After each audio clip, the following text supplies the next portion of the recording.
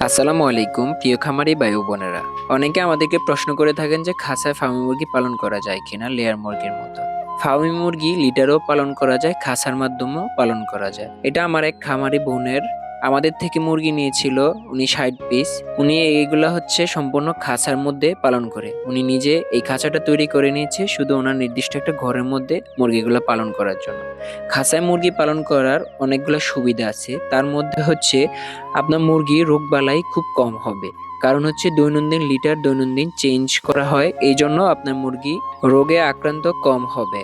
এবং খাঁচায় অল্প জায়গার মধ্যে বেশি পরিমাণ মুরগি পালন করা যায়।